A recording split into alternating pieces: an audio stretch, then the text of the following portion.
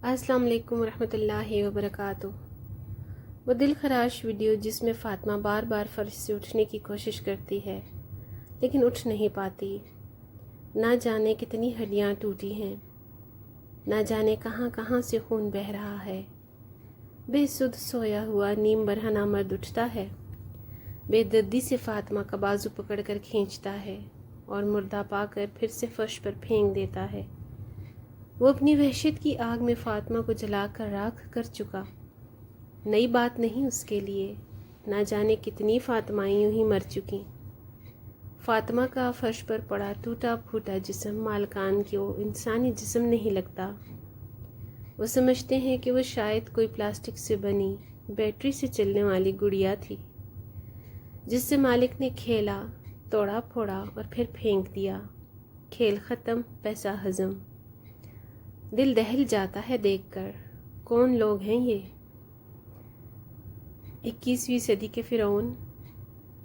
सुना है घोंसले से कोई बच्चा गिर पड़े तो सारा जंगल जाग जाता है।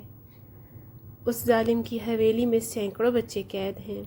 खुदा जाने उनके साथ कौन कौन सा जुल्म हो रहा होगा। बहुत से लोगों ने मुझे कहा कि आप प्रोफेसर हैं, शरीफ और महज़ब इंसान हैं, और वो जालिम वडेरे दरिंदे जिनके पाँव के नीचे सारा सिस्टम है।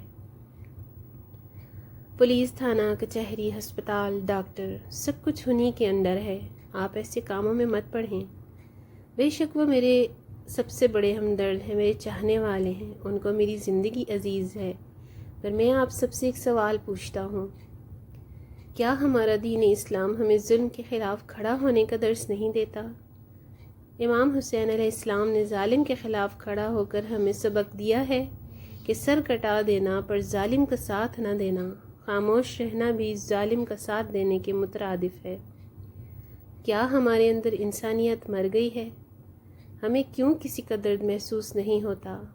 मैंने तो अपनी जब से मासूम बेटी फ़ातिमा की वीडियो देखी है तब से मुझे एक पल चैन नहीं आया। मैंने तो सुकून से खाना तक नहीं खाया, सुकून की नींद नहीं सो पाया। अगर आज हम सब फ़ातिमा को अपनी बेटी समझकर ज़ालिमों के ख़िलाफ़ खड़े होंगे तो मुस्तक़बिल में हमारी बेटियां भी इन दरिंदों से महफूज रह सकेंगी। मेरी आपसे गुजारिश है कि मेरे लिए दुआ करें, रब्बुल इज़्ज़त मुझे अपने नेक मकासद में कामयाब फरमाए, हक़ सच बात कहने की हिम्मत और तौफ़ीक अता फरमाए और ज़ालिमों को कैफ़र किरदार तक पहुँचाने में मेरी मदद फरमाए। ज़िंदगी मौत अल्लाह के हाथ में है। कब्रों में ऐसे लातादाद लोग दफन हैं जो अपने हक़ के लिए इसलिए नहीं खड़े हुए कि कहीं वो मारे न जाएं। अगर आज मैं प्रोफेसर शाज़िल मंजूर ख़ान भी एक मज़लूम के लिए लड़ते लड़ते शहीद हो जाऊंगा तो कल क़यामत के दिन रब की बारगाह में ज़रूर सुरखरू हो जाऊंगा इंशाअल्लाह।